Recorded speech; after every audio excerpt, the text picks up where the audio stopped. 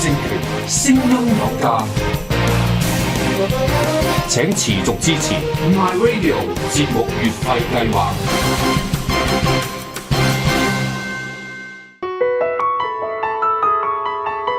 本土民主反共，普羅政治，民聲起義。MyRadio.hk 一年一度香港書展又嚟啦！黃毓民新書隆重登場，比橡皮圖章更不堪，香港立法機關崩壞實錄，記載咗毓民對抗港共政權打壓、偽民主派抹黑、腹背受敵但毫不退縮嘅議會生涯，見證住香港議會政治嘅禮崩樂壞。歷史幾近都有，10大權傾天下的女人，收錄經典電視節目黃毓民歷史評說系列入面從未改編成書嘅一輯，逐一細數華夏歷朝叱咤風雲嘅10個女人，借古諷今。仲有李儀新書傾聽內心深處的吶喊，細說短語300篇，連同毓民昔日著作7月15至21號香港書展2015會展 1B/C37 普羅熱血攤位優惠價發售，記得嚟捧場啦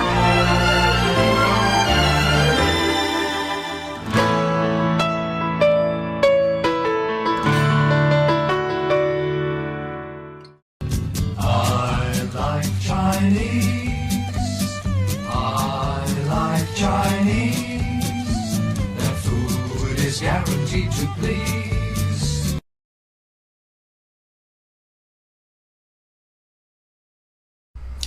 Welcome to the 56th episode of Garrett's English Learning Center. Ooh, clocking them up, hey? Okay, thank you. I'm so used to compliments that I become Blasé, yeah? Blasé.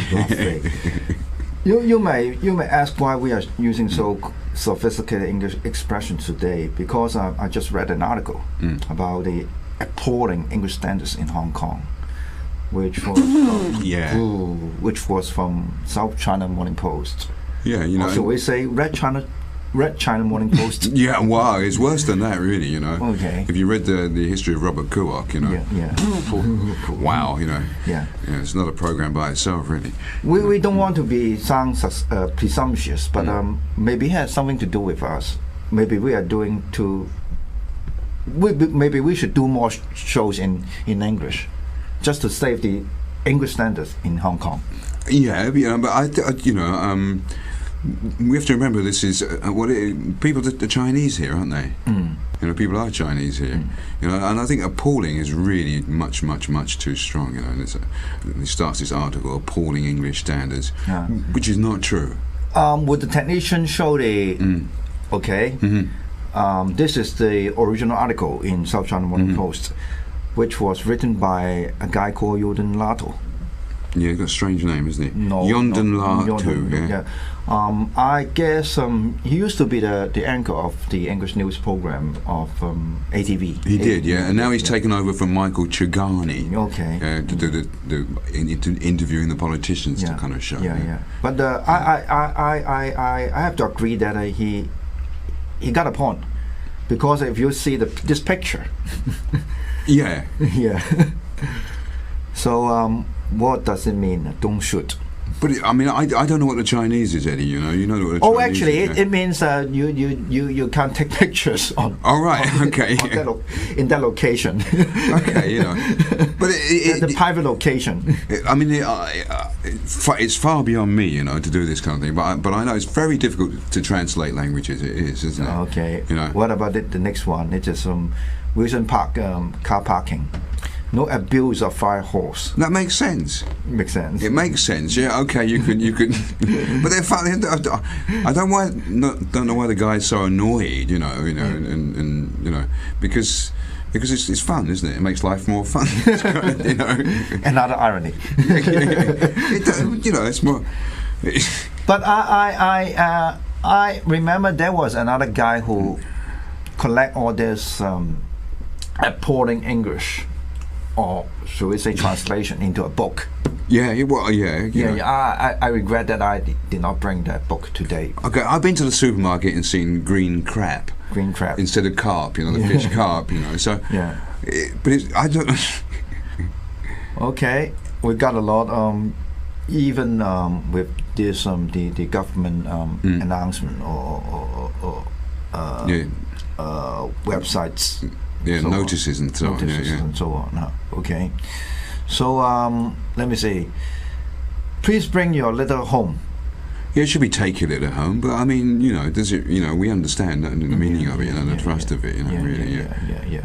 Toilet will be back. It's quite amusing. It is, isn't it? Yeah. Okay, pedestrian, be careful. Road uneven, take care. Stumbling. It's quite sweet, really. Yeah. It's sweet that one. It's quite. Oh, so that's the things he's picked out. Yeah. But I read the article you sent me, and he said he got in the taxi and he had a smattering of English. He said, which means, of Cantonese, just a little bit. And I think, well, if you've been here, I think he's been here a long time, isn't he? Yeah. I've seen him on the TV for a long time, and I've been here a long time, But he said he has a smattering. He should have had more than a smattering by now, Yeah. I mean, on the other hand, there's a guy called Leslie, I can't remember his name, who acts for TVB, and he was the opposite. He was saying, foreigners here should make an effort and learn Cantonese perfectly. Well, but I don't expect Chinese people to know English perfectly, and I don't think you expect us to know Cantonese perfectly, really. Okay. But if we try, don't you think? I would say quite the opposite. I mean, even for those native speakers of English. They do not master English perfectly. Not even. Yeah, you're right. You're right. I mean, I said to honestly, some of my colleagues, their English is better than English people.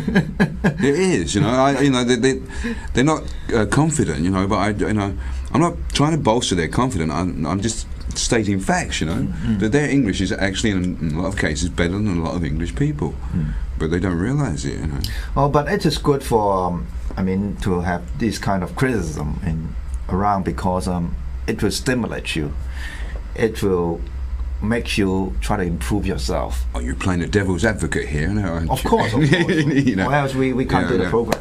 I've been here a lot of years, and over these years I've heard of people who go to Shanghai, for example. Yeah. To do some business or work in Shanghai. Yeah. But they don't stay there long, Why? They come running back to Hong Kong.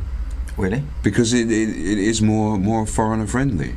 Oh yeah. It is. It's much more foreigner friendly, than being in a mainland city, Yeah. Or full mainland city kind of thing, Or because we used to be a British colony. Yeah, but people do have that sensibility here. Yeah. They have a different sensibility, But I have to be the devil's advocate. For our generation, it is quite. We take it for granted that we learn some English because you are in the secondary school or the university, which requires you to have a reasonable sense of English. But right now they're trying to switch to Mandarin. Well, that is a point, really. That is a point. Yeah. So still, I would say it is good to have this kind of criticism because it just reminds us that don't take anything for granted. But yeah, I'm quite, satisfied. In fact, I'm a bit frustrated, really. I don't get a chance to try my Cantonese, No. I don't get much of a chance. Every time Gary is trying to show off his Cantonese, I would tell him don't bother. Well, everybody does, I went to the telephone shop to pay the bill today, and the girl was speaking, enough English for wherever you go, Yeah. Wherever you go, people speak the appropriate English, for that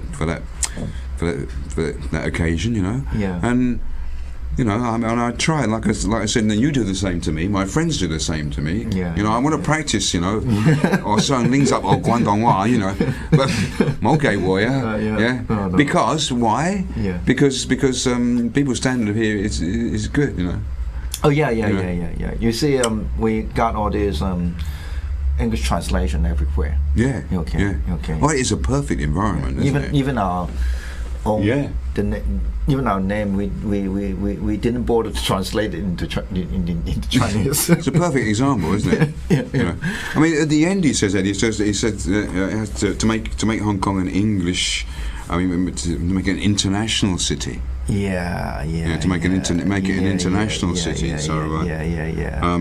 Is that the criteria for an international city, that people can speak English? Well, it depends on what your own definition of being international. Mm-hmm. Okay, but right now, I mean, with this so-called rising of the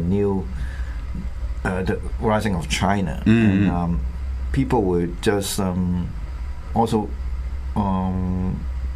want to have their children to learn Mandarin, Mm-hmm. or maybe even learn Mandarin as their own native language. Mm. So, well, it depends on which part of the world you are in. Well, yeah, I suppose in Hong Yeah, Kong's yeah, unique yeah, case, really, that it does help to preserve its uniqueness, doesn't it? And its role as famously. Most for myself, I would say that the most important thing right now is to keep your Cantonese standard. Yeah. Well, that's even more important. Important. That's more important. Well, I'm not saying that the Cantonese standard in Hong Kong is appalling. The Cantonese standard, right? Yeah. But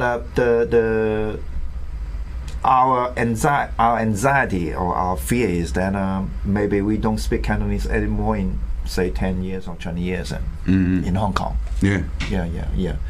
But even at that time, I'm quite sure people will still be able to speak a reasonable standard of English and Mandarin. Is that ideal? It's not, is it? It's not, you know. Again, irony. Irony, yeah. Irony again. So I would like to say thanks to this guy, and well, at least he provided us a topic for this English learning program. But you know, you couldn't stress people out. You know, you want just one major part of speaking a foreign language is having the confidence. Yeah. You know. Yeah. So you shouldn't really attack them too much, because I know a lot of people, and myself with the Cantonese and my Cantonese friend with the English, is a question of confidence. They know it all, but so you shouldn't knock their confidence, really. I think they. But another thing that I would like to raise is that the confidence issue that you just mentioned. One of the reasons is that they were afraid to make mistakes. Yeah, that's a good point. Actually, that's a good point. Yeah. So if you are very afraid of making mistakes, then you will not be able to try it. Yeah.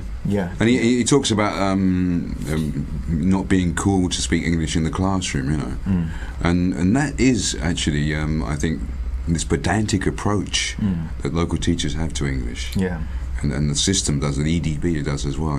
That's wrong. It's not my style. I try and balance, balance that out. Really, Yeah. So after reading this article, what is your suggestion for the, let's say, government or the education department? Well, at the moment, I'm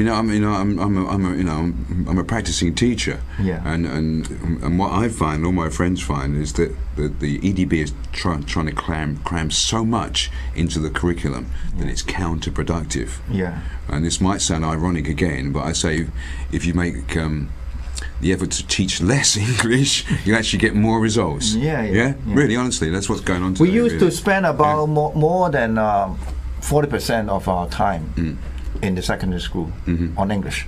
Yeah. Which was not really helpful. Was that in EMI school or CMI? The English medium? I don't get the names, but anyway, I was in the English secondary school. But which means that all your lessons were taught in English. Well, that's EMI then. Yeah, okay. English medium instruction. Yeah. And it's counterproductive. Especially they try to teach much too sophisticated words to primary school children. Yeah. More sophisticated words than I knew at their age. Yeah. And I'm English. I was only learning English. Yeah. So I think just chillax, as they say these days. Just less is more. Quality rather than quantity. That's Yeah. my suggestion to the EDP. But most important thing is to make your English lessons interesting, And engaging. engaging. Yeah, I do. Yeah, sure. Okay, one last point. What should we do with all these kind of stupid mistakes in English in the public area? Enjoy them. Enjoy them. Okay. Yeah. Brighten up your day. Yeah. It does. Yeah. Every time you encounter this kind of mistakes, you just take it easy. Was it zai yim zim? is it? Okay. Please don't be serious. Okay. Zai yim zim. Yeah. So when Gary said enjoy it, we will say enjoy this show. Yeah, I hope you enjoyed this show. Yeah. Okay, and see you next time. See you. Okay. Bye. Bye.